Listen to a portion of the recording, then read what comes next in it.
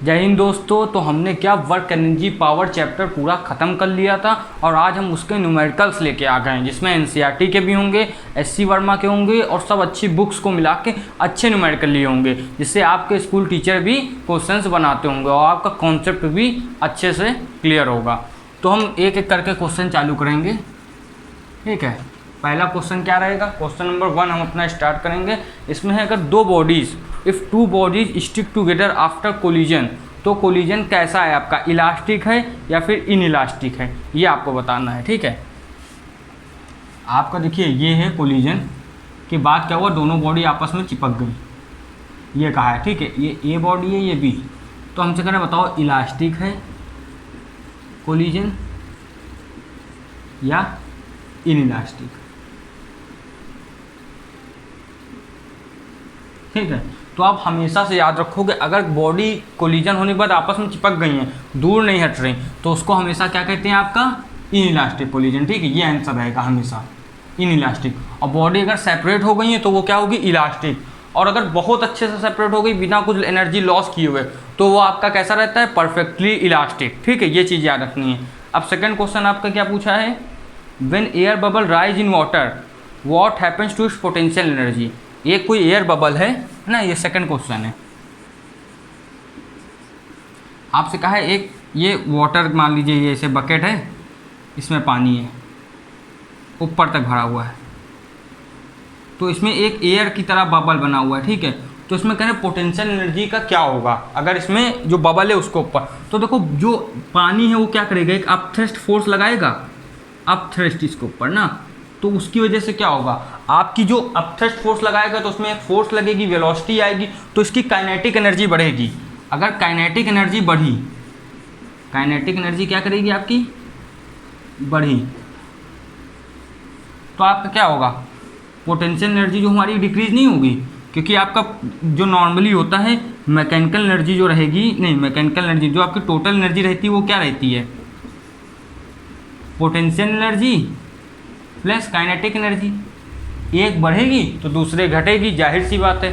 अब इसके बाद क्या आया, एक कोई स्प्रिंग है उसको हमने कंप्रेस कर दिया दोनों एंड से, ठीक है, और फिर क्या किया, उसको हमने एसिड में फेंक दिया, ठीक है। यह वाला तो आपको समझ में आया। तीसरा क्वेश्चन नंबर 3 आपसे कहा एक स्प्रिंग है ये ऐसे, उसको क्या किया हमने, दोनों तरफ से कंप्रेस करके रखा है, और फिर एक एसिड, स्ट्रॉन्ग एसिड है, ठीक है, स्ट्रॉन्ग एसिड का क्या हुआ बकेट, उसमें हमने इस स्प्रिंग को डाल दिया, ठीक, इसमें एसिड है।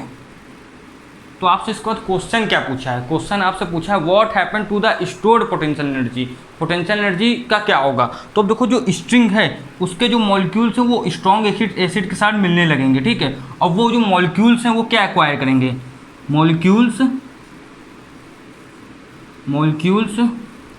एक्वायर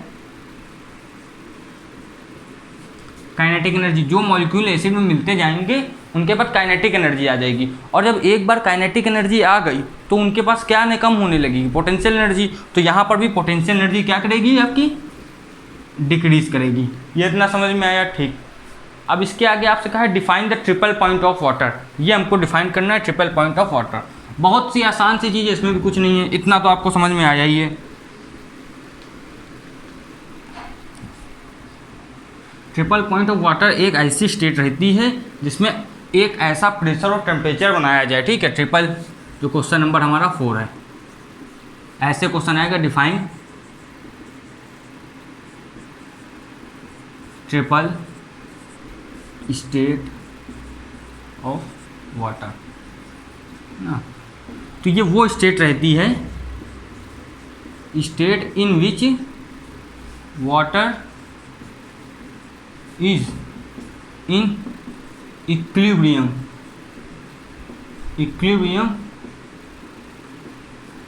with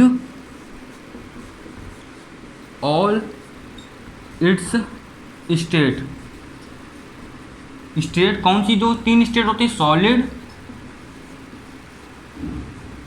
लिक्विड और गैस, है ना, तीनों उसमें रहेगा at certain temperature and pressure.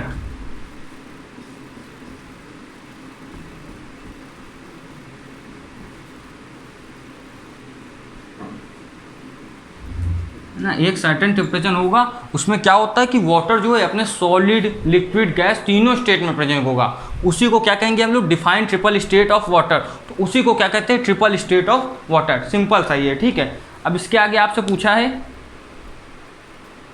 इसमें कहा है why are clock pendulum made of invar. Invar एक तरह का मटेरियल होता है, अब material of low value of constant of linear expansion, है ना। ऐसा क्यों होता है ये आपको बताना है, ठीक है, ये आपको बताना है, सिंपल सा।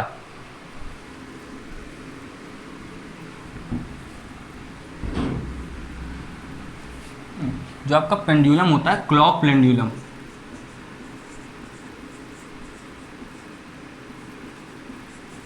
Is made of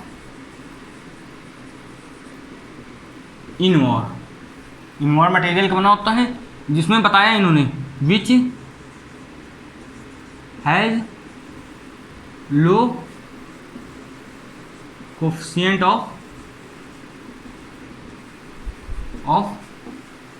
expansion. देखो ये ऐसे क्वेश्चन होते हैं जिसमें आपके क्वेश्चंस में ही आंसर दे दिया होता है। तो इसमें क्या, clock pendulum is made up of invar. जो क्लॉक पेंडुलम है वो इनवॉर का बनता है, which has low coefficient of expansion. उसका लो कोफिशिएंट ऑफ एक्सपेंशन होता है, इसीलिए वो बनता है इससे ना। उसकी जो अल्फ़ा की वैल्यू है वो कम होती है। जब अल्फ़ा की वैल्यू कम होगी तो चेंज इन टेम्परेचर जो होगा, चेंज इन टेम्परेचर अगर होगा, है ना, चेंज इन टेम्परेचर होगा इन्वायरमेंट में, तो जो लेंथ है, लेंथ में चेंज जो है वो इसके अकॉर्डिंग होता है। अगर ये कम है तो लेंथ भी कम चेंज होगी। और हमको ऐसा ही पेंडुलम तो चाहिए जिसमें क्या होता है कि लेंथ भी हमारी बहुत कम हो। जब ये लेंथ भी मतलब बहुत कम चेंज होगी, जब भी तुमको एक्यूरेट डाटा मिलेगा। हर चीज़ में यही तो होता है, इसलिए हम लोग इसका यूज़ करते हैं। अब चलिए आगे देखते हैं।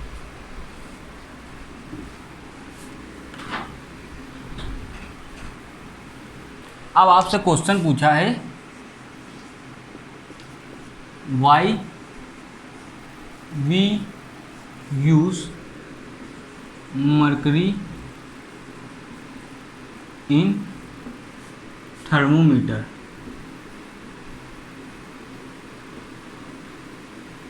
ना ये पूछा है, तो देखो इसमें तो सिंपल सा आंसर है ना। आपको 2 पॉइंट में लिखना होगा। पहले पॉइंट ये रहेगा कि जो मर्करी होता है वो सबसे पहले तो वाइड रेंज ऑफ टेम्परेचर रहता है ना, उसका वाइड रेंज ऑफ टेम्परेचर रहता है, वही लिक्विड गैस वाला, है ना। और क्या लगता है दूसरा पॉइंट, आप लिखोगे यूनिफॉर्म रेट ऑफ एक्सपेंशन रहता है, मतलब जो एक्सपैंड करेगा वो अनइवन तरीके से नहीं करेगा, ये हो गया। और एक बोनस पॉइंट जो आपका रहेगा, ये तो नॉर्मल सा है, ये जो मेटल है वो क्या रहता है, मेटल मर्करी जो है is in liquid state in room temperature में केवल यही मेटल है जो लिक्विड स्टेट में रहता है। सीजियम वगैरह भी है ना, लेकिन वो हो भी सकते हैं नहीं भी, लेकिन मरकरी जो है वो पक्का रहेगा, ये रहता है, ठीक है। अब इसके आगे क्वेश्चन आपसे पूछा है दूसरा,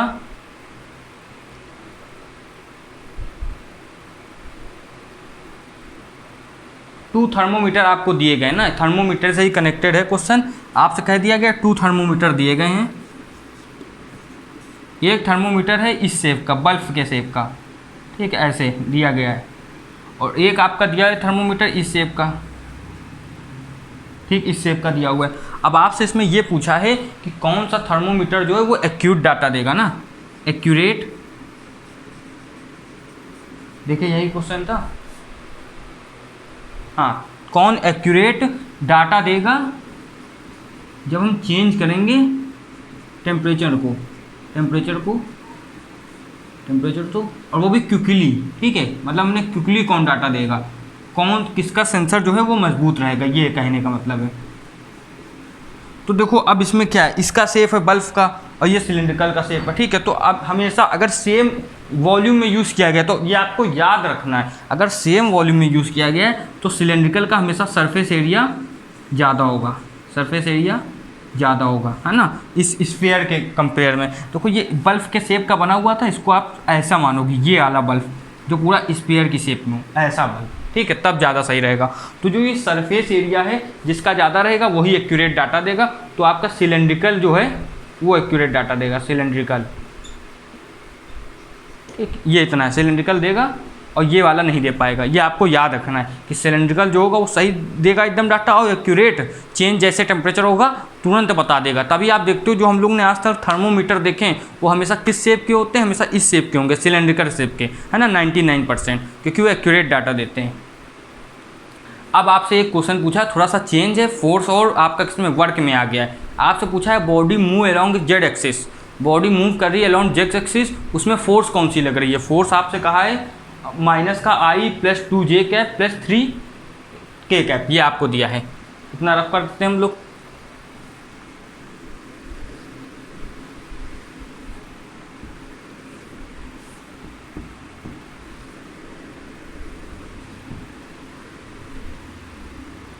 ठीक है, तो आपको दिया गया फोर्स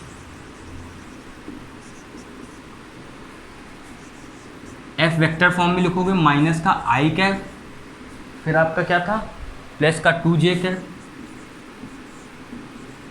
और लास्ट में आपका था प्लस का 3k, ये न्यूटन में दिया हुआ है पूरा, ठीक है। और आपसे कहा है वो जेड एक्सिस के अलोंग ट्रेवल कर रहा है, जो पार्टिकल है हमारा, particle travel along Z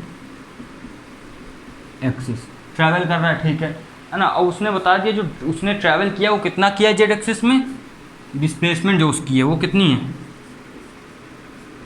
4 metre. तो इसको आप कैसे लिखोगे 4 और जेड एक्सिस यानी कि k कैप, ये होगा, सिंपल सा। अब आपसे कहा कितना वर्क डन हुआ है जेड एक्सिस के अलोंग, आपको बताना है। अगर पूछ लेते वाई एक्सिस के अलोंग बताओ तो 0 बताते, क्यों, वाई एक्सिस के अलोंग ही चला नहीं, तो 0 हो गया। और आपका किसके, ये उसके अलोंग चला एक्स एक्सिस के, तो वहाँ पर भी 0। तो वर्क हमको निकालना है जेड एक्सिस के अलोंग, होगा फोर्स डॉट एस, ये रहता है बिल्कुल, ठीक है। अब देखो सेम जेड एक्सिस के अलोंग हमको निकालना है और वहीं पर फोर्स है, तो आपकी फोर्स की वैल्यू लिखना है पहले तो, माइनस का I कैप + 2j कैप + 3, ये आपका आ गया इतना। अब मल्टीप्लाई में क्या है, केवल जेड का दिया हुआ है जो कि है 4k कैप।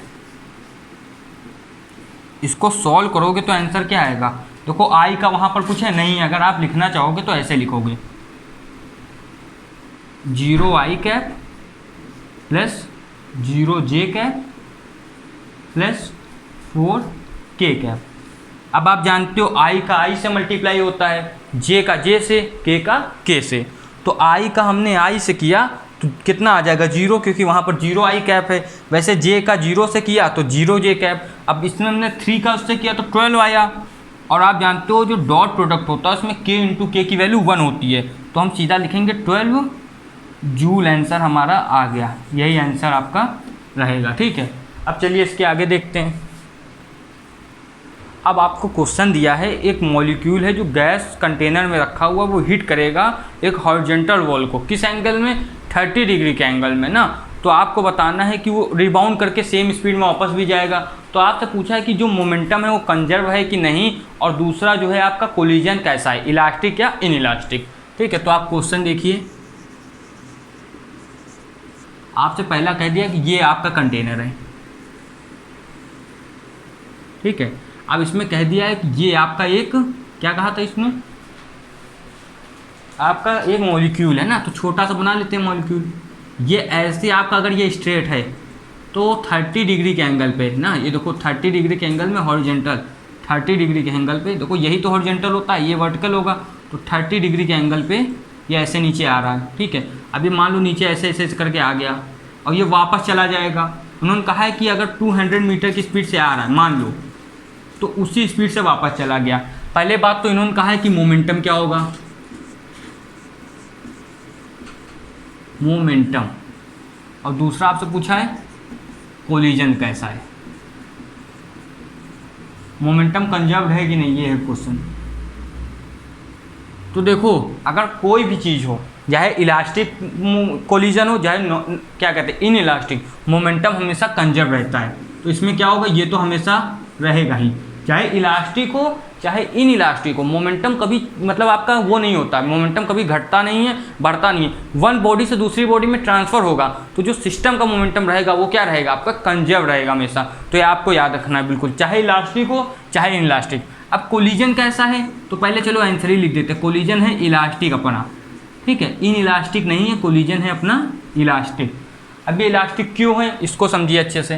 देखो ये जो है बॉडी ऐसे 30 डिग्री में आई और सेम स्पीड में वापस चली गई। जो रिबाउंड की स्पीड है वो सेम है, रिबाउंड की स्पीड सेम हुई, मतलब काइनेटिक एनर्जी कितनी लॉस हुई, 0। काइनेटिक एनर्जी का चेंज कितना हुआ, 0। अब जब काइनेटिक एनर्जी लॉस नहीं होगी, बिल्कुल 0 रहेगी, तो वही तो हमारा इलास्टिक कोलिजन होता है। तो ये कोलिजन कैसा हुआ, इलास्टिक, समझ लो, क्योंकि काइनेटिक एनर्जी चेंज नहीं हुई। इलास्टिक का मतलब यही होता है। इन इलास्टिक का क्या रहेगा, चेंज इन एनर्जी होगा, लॉस ऑफ एनर्जी होगा, ये चीज़ इसमें नहीं है। तो सिंपल से ये आपको समझ में आया होगा। अब इसके आगे क्वेश्चन आपसे पूछा है, कहने एक बॉब है ना, वो देखिए ये भी फिगर बना के दिखाते हैं।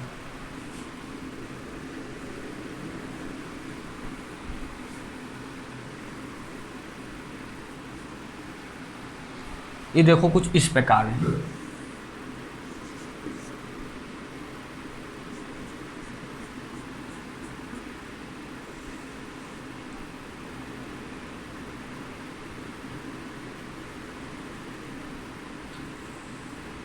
यहाँ पर ये एक बॉब है, इसको ए कह देंगे नाम, ठीक है, और यहाँ पर एक रखा हुआ है जिसको बी नाम दे देंगे, ठीक है। अब आपसे कह दिया कि ये 30 डिग्री का एंगल बन रहा है, ठीक है, ये 30 डिग्री का हमारा एंगल बन रहा है। अब इन्होंने कहा है कि ये जो बॉब है ये 20 मीटर पर सेकेंड से आ रहा है, ठीक है, 20 मीटर पर सेकेंड से आ रहा है। इन्होंने कहा है ये है, ये जो बॉब है कितनी हाइट गेन करेगा, हाइट गेन करेगा, ये बताना है।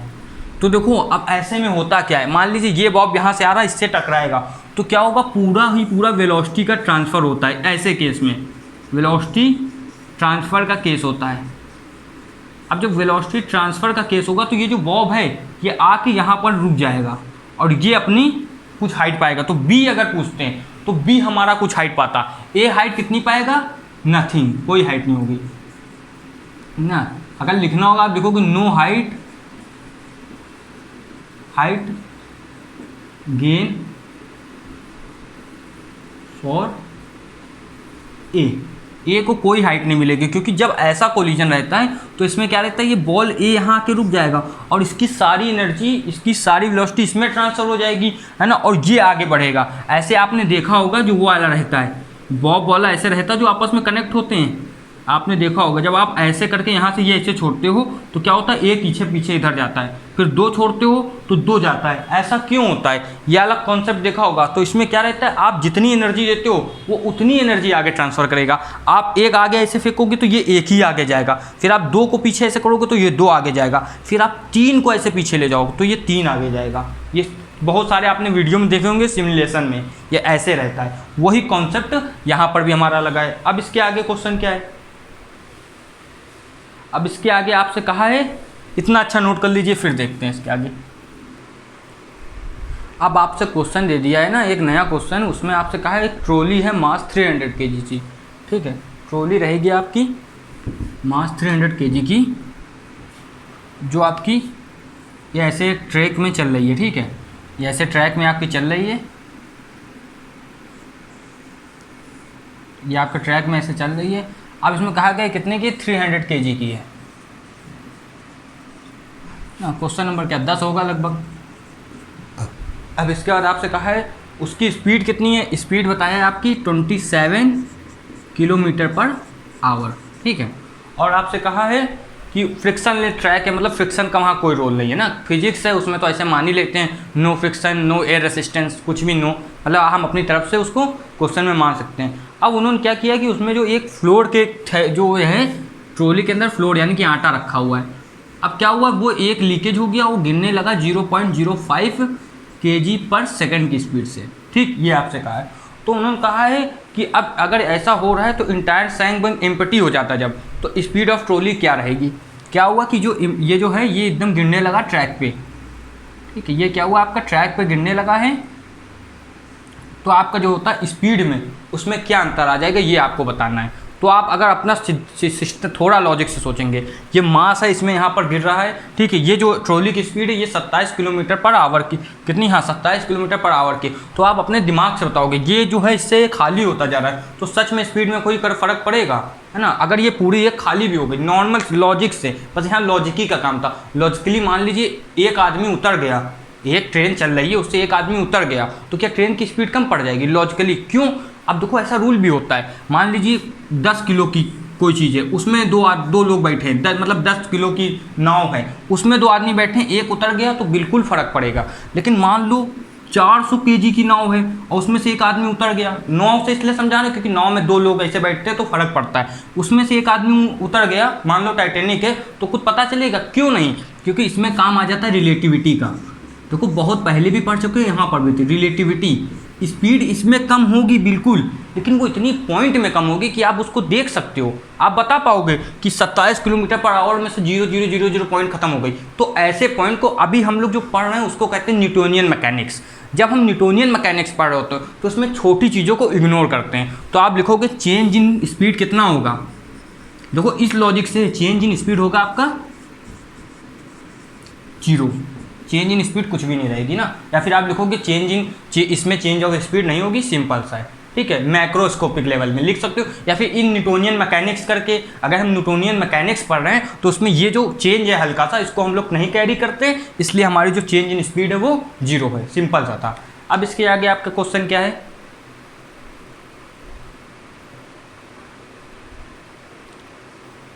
अब आपसे कह दिया एक बॉल है उसको हमने बाउंस किया, ठीक है, एक बॉल है उसको बाउंस किया हमने, वो h1 हाइट तक गई, ठीक है, h1 हाइट तक गई, यही क्वेश्चन है। Ball is drop from the height h1, ये है।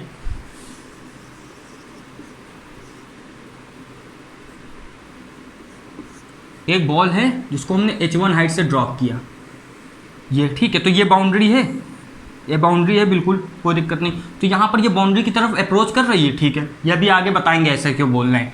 अब देखो ये यहाँ पर आई, यहाँ पर बॉल रुक गई, अब इसके बाद बॉल फिर बाउंस करी ना, एक बार आप बॉल ऐसे उछालते हो फिर नीचे जाती है फिर ऊपर आती है ना, तो दोबारा बाउंस की h2 हाइट तक, ठीक है। तो अब देखो इसमें जो इसकी जो यहाँ पर नीचे आने की वेलोसिटी है उसको हम नाम देंगे v1, इसको कहते हैं वेलोसिटी ऑफ, देखो क्वेश्चन के साथ पूरा कॉन्सेप्ट हो जाएगा यहाँ पर, वेलोसिटी ऑफ अप्रोच, ठीक। और जो नीचे जो, अब देखो अब इसकी भी कुछ वेलोसिटी, इसकी वेलोसिटी हमने v1 मानी, अब ये जो ऊपर जा रहा है, ऊपर बॉल नीचे से ऊपर गई है, बाउंड्री से दूर हो रही है, तो इसको कहते हैं वेलोसिटी ऑफ, अब तो समझ में भी आ गया होगा, वेलोसिटी ऑफ सेपरेशन, है ना, ग्राउंड से सेपरेट होने की वेलोसिटी, ठीक है, ये चीज़ है, इतना है। अब आपसे कहा है ये इतना तो आपको समझ में आया, क्वेश्चन क्या पूछा है, कहा हमको बता दो कोफिशिएंट ऑफ रेस्टिट्यूशन क्या होगा। अब ये नया वर्ड आया होगा जिसके सामने, उसको सिंपल सा बता देते हैं। तो कोफिशिएंट ऑफ रेस्टिट्यूशन होता है, इसको ई से डिनोट करते हैं, कोफिशिएंट ऑफ रेस्टिट्यूशन होता है वेलोसिटी ऑफ, है ना, velocity of separation upon velocity of approach, ठीक, ये रहता है इतना सिंपल सा। अब जब हम इसकी वेलोसिटी निकालेंगे तो क्या आएगी, under root velocity of approach क्या होती है 2gh2, सेपरेशन की v2 है, ठीक है, 2 ये इसकी एक में, अगर पूरा अच्छे से लिखे तो इसको आप लिखोगे v2 अपॉन v1। अब जो v2 है उसकी जो वेलोसिटी ऑफ सेपरेशन होती है उसको लिखते हैं हम लोग 2gh1, ये लिखते हैं, और इसकी जो होगी नीचे इसको लिखेंगे 2gh, अच्छा इसके लिए 2 होगा और इसके लिए 1, ये हुआ। अब देखो कुछ लोगों के मन में आ गया होगा कि वेलोसिटी ऑफ सेपरेशन की वैल्यू ये कहाँ से आई और वेलोसिटी ऑफ अप्रोच की वैल्यू ये कहाँ से आई। तो देखो जब हम लोग ये वाला पढ़ते हैं, ये चीज़ पढ़ते कोई बॉडी ऊपर से छोड़ दी गई, ठीक है बिल्कुल, तो क्या होती है उसकी इनिशियल वेलोसिटी क्या होती है 0, फाइनल वेलोसिटी कुछ रहती है बिल्कुल। अब हम लोग क्या फाइनल वेलोसिटी कुछ रहती है बिल्कुल। अब इसको जब हम लोग सॉल्व करते हैं आपकी मोशन इक्वेशन ऑफ मोशन लगा के, तो जो फाइनल वेलोसिटी की वैल्यू ये आ जाती है, ठीक है, आपको ये याद रखना फाइनल वेलोसिटी की वैल्यू ये आ जाती है। उसी को आप क्या कहोगे, आपका वेलोसिटी ऑफ सेपरेशन या फिर वेलोसिटी ऑफ अप्रोच, ठीक है। देखो ये क्वेश्चंस का लेक्चर है पूरा, अगर आपको इसमें डिटेल चाहिए पूरा कि इलास्टिक और इनइलास्टिक सॉल्यूशन मतलब क्या होते हैं, कोलिजन और आपका रेस्टिट्यूशन क्या होता है, तो आप कमेंट करेंगे, हम लोग पूरा लेक्चर भी आपके लिए लेके आएंगे, ठीक है। अब देखो इसमें क्या होगा, अंडर रूट से अंडर रूट हटेगा बिल्कुल, 2g से 2g हट गया, v2। अब देखो ई की वैल्यू क्या आ गई, जिसको कहते हैं कोएफिशिएंट ऑफ रेस्टिट्यूशन, आपकी वैल्यू आ गई H2/H1, बस यही आंसर आ गया।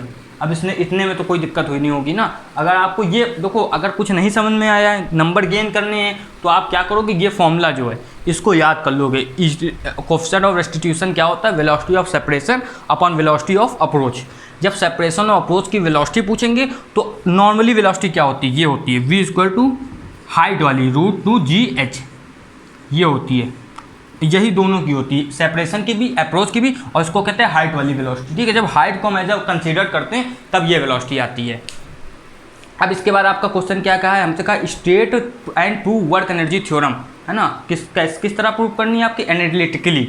दो होती है, एक ग्रामेटिकली होती है, उसमें आपको पूरा बनाना पड़ेगा, मतलब ग्राफिकली, उसमें आपको पूरा ग्राफिकली बनाना पड़ेगा। एक एनालिटिकली ऐसे कहा है आपसे, तो उसको हम लोग प्रूव करते हैं, ठीक है। ये देखो आता भी है, CBSE बोर्ड के जो छात्र हैं और जो भैया यूपी वाले हैं और आपके जो बिहार वाले, हर जो भी 11th क्लास में सब में ये आता ही है कि वर्क एनर्जी थ्योरम प्रूव करो, हर 1-2 साल के अंतराल में पूछ लेते हैं, ठीक है। तो वो भी आपको समझ के चलना। अब देखिए क्या होता है, आपसे कहा है वर्क एनर्जी थ्योरम प्रूव करना है, prove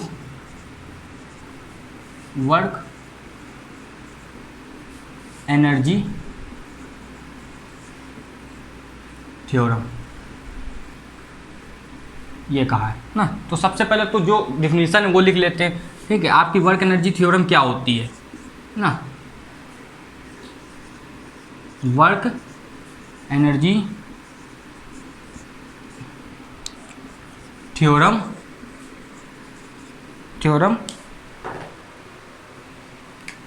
state that the work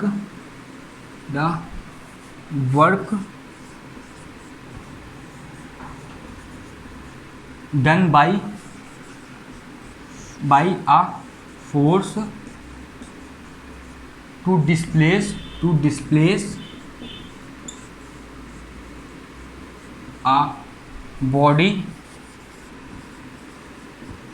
is equal to change in its kinetic energy, ये रहता है ना। ये आपकी डिफिनीशन हो गई। जिनको डिफिनीशन नहीं समझ में आई है वो अभी आराम से जब प्रूविंग होगी तो समझ जाएंगे। ये आपको लिखना है, ठीक है। अगर जिसको ये नहीं लिखना है वो सिंपल सा लिखेगा, आपका सिंपल सा लिखना है work by conservative force equal change in kinetic energy. इतना आप लिख के आओगे, जब भी कोई दिक्कत नहीं होगी। उसके बाद डायरेक्ट प्रूविंग चालू करना, या तो ये चीज़ पूरी लिख लेना या तो वो लिख देना है, ठीक है। क्योंकि ये जो इतना हमने लिखा है ये पूरा इसी के इक्वल है। ये जो इतना पूरा लिखा है, एक तो या तो डिफिनीशन लिख दो जिसके पास समय ज़्यादा है, अगर समय नहीं, अगर आप ये लिख के आओगे फुल नंबर मिलेगा। क्योंकि इसको कहते हैं नॉर्मली हमने लिख दिया, इसको जो लैंग्वेज थी उसको नॉर्मली 2-3 वर्ड्स में लिख दिया। अब प्रूविंग इसके आगे आएगी, ये आप नोट करोगे, इसके आगे प्रूविंग लिखना है। जो लिखा है उसको प्रूव करना है केवल, बस। अब आप जानते हो जो वर्क डन है वो हमारा इक्वल होता है, यहीं से प्रूव करेंगे, फोर्स इनटू डिस्प्लेसमेंट। ये होता है बिल्कुल। अगर हम मान ले जो फोर्स है वो सेम डिस्प्लेसमेंट की डायरेक्शन में है, तो आपकी वर्क को हम ऐसे लिख सकते हैं, वर्क इक्वल टू F/S, बिल्कुल सेम डायरेक्शन में। तो cos 0 की वैल्यू 1 हो गई, तो इसको हमने ऐसे लिख लिया। अब स्मॉल वर्क डन मान लें तो आप क्या कर सकते हो, स्मॉल डिस्प्लेसमेंट मान लोगे। कोई दिक्कत यहाँ तक नहीं, बिल्कुल। अब हमने अगर डी डब्ल्यू को ऐसे ही रखा और हमने कहा कि जो फोर्स है हमारी उसको हम क्या मान लेंगे, M A, force equal to M A होता है, डॉट डी एस, यहाँ तक भी किसी को कोई दिक्कत नहीं। अब इसके बाद 3 इक्वल टू हमने लिखा एम ए, एम को ऐसे रखा, मास को हम कांस्टेंट मान रहे हैं यहाँ पर ना, ये चीज़ याद रखना। इसको ए को क्या लिख सकते हो आप, वी बाई टी आराम से, अंटू हमने क्या लिख लिया, डी एस।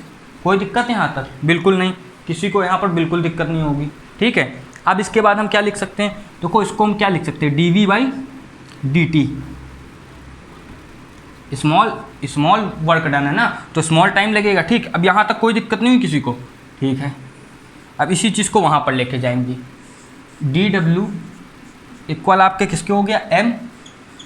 अगर हम D S by D T को एक साथ रख लें तो क्या हो जाएगा, D S by D T V हो सकता है, तो एम वी हो गया ये मेरा, और डी वी, देखो डी वी अपनी जगह ही रखा होगा, लेकिन D S by D T तो वी होता है ना, D S by D T, क्योंकि चेंज इन डिस्प्लेसमेंट, डिफ्रेंसिएशन जो डिस्प्लेसमेंट का होता है वो वेलोसिटी होता है, तो इसको ऐसे लिख सकते हैं बिल्कुल, ठीक है।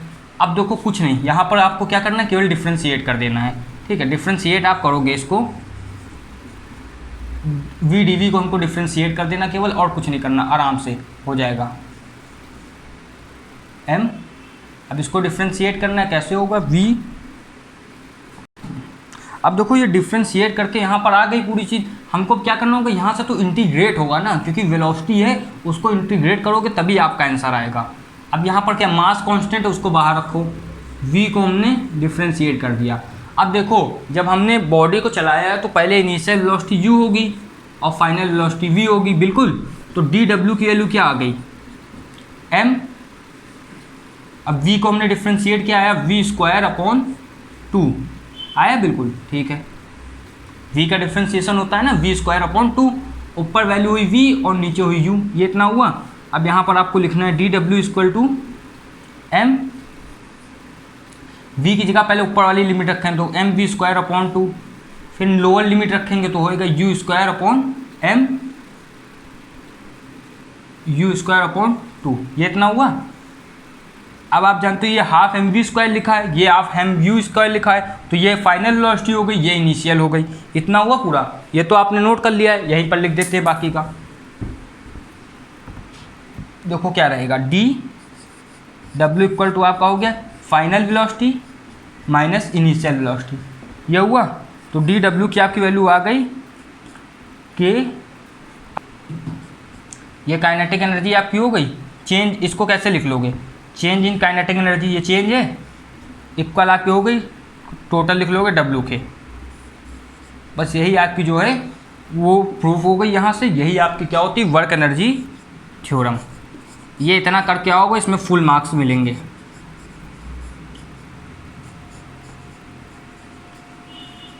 चलो इतना नोट कर लो।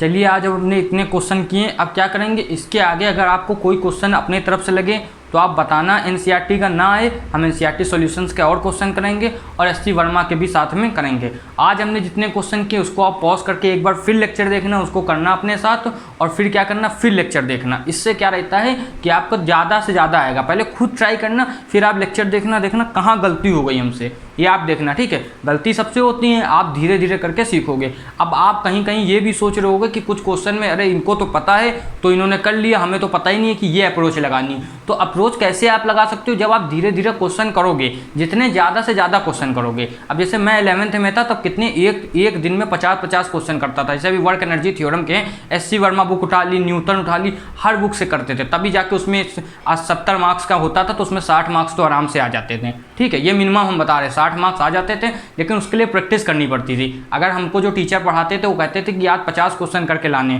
तो हम लोग सारे करते थे और अपने मन से 1-2 एक्स्ट्रा कर लेते थे, जिससे फ़ायदा तो हमारा ही है ना।